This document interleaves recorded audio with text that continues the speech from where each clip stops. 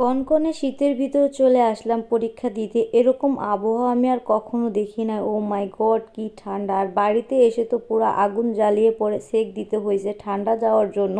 আসসালামু আলাইকুম, সবাই কেমন আছেন? আশা করি সবাই ভালো আছেন। আলহামদুলিল্লাহ, আমিও ভালো আছি।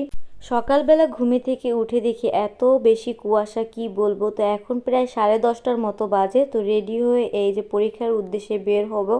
আল্লাহর রহমতে বের হচ্ছে আল্লাহর নাম নিয়ে।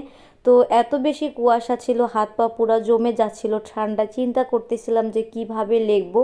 আর আমার পরীক্ষার সময় সবসময় আমার গার্জিয়ান সাথে যেতে হবে, না হলে আমি একদমই সাহস পাই না। দেখেন মেয়েটা কত বড় হয়ে গেছে, বিয়ে পড়ে, তারপরও হলো তার গার্জিয়ান তার সাথে যেতে হয়।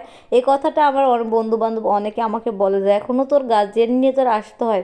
আমি বলি ভাই, আমার আম্মুর সাথে না আসলে আমি মানে জোর পাই না, কেমন আমার অনেক বেশি ভয় লাগে। তো আমরা কিন্তু এই যে হাই রাস্তার ভিতরে চলে আসি। তারপর এই যে আমি কলেজের সামনে চলে আসছি। আমার বাসা থেকে কলেজটা প্রায় হলো 1.5 ঘন্টা দূর ছিল। তো ইলিয়াস আহমেদ চৌধুরী কলেজ, এটা সবাই চিনে কম বেশি। আর এটা কেন চিনে, কারণ এখানে একটা ভাইরাল মসজিদ আছে, অনেক সুন্দর একটা মসজিদ, যেটা দেখতে অনেক বেশি দর্শনীয় এবং অনেক বেশি ভালো লাগে। এই মসজিদ দেখতে কিন্তু অনেক দূরে দূরে থেকেও মানুষ আসে। এই জায়গায় নামাজ পড়ার কি কখনো আপনাদের মানে হয়েছে, ভাগ্য হয়েছে? এই জায়গায় নামাজ পড়াটা কিন্তু অনেক ভাগ্যের একটা ব্যাপার, যে দূর থেকে আইসে এদিকে নামাজ পড়া। তো ফাইনালি এই যে কলেজের ভিতরে ঢুকে পড়লাম, আর এসে দেখি ওরকম কোনোই মানুষ আসে নাই। আর যেরকম ঠান্ডা ছিল ওরকম ছিল বাতাস। আপনাদের কোন কোন অঞ্চলে এরকম অবস্থা অবশ্যই জানাবেন। আমাদের মাদারীপুর শিবচর অঞ্চলে কিন্তু অনেক বেশি, মানে 2 দিন যাবত অনেক বেশি কুয়াশা এবং হলো অনেক বেশি ঠান্ডা বাতাস। তো এখানে এসে আমি মসজিদের উপরে এসে আবার একটু কলেজের ভিডিও করতেছিলাম।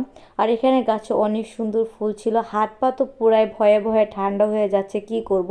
সবাই বসে বসে অপেক্ষা করতেছিল এবং মানে রিভিশন দিচ্ছিল বসে বসে। তো আমিও বসে বসে কিছুক্ষণ রিভিশন দিলাম, পড়া এই আর কি। আর সবাই কিন্তু আমার পরীক্ষার জন্য দোয়া করবেন। ফাইনালি পরীক্ষা দেওয়া হয়ে গেছে। 3:30 মতো বের হয়েছি আমরা পরীক্ষা দিয়ে।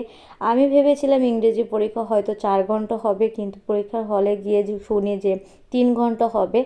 তো এতে আরও বেশি মানে একটুখানি কনফিউজ হয়ে গেছিলাম, কিন্তু আলহামদুলিল্লাহ পরীক্ষাটা ভালোই হয়েছে। এরপর বের হওয়ার পর এখন মাত্র 3:30টার মতো বাজে, ওরকম খাবার দাবার পাওয়া যাচ্ছিল না। তো আম্মু বললো যে বিরিয়ানি খাও। আম্মু বললাম না আম্মু, বিরিয়ানি খাবো না। তো এখানে দেখলাম লাল লাল করে পেঁয়াজু ভাজা, কারণ পেঁয়াজু ভাজাটা আমার অনেক বেশি পছন্দ। তো আম্মু এখান থেকে আমাকে পেঁয়াজু সিঙ্গারা কিনে দিয়েছে এবং 2টা ডিম সিদ্ধ খাওয়াইছে এই আর কি।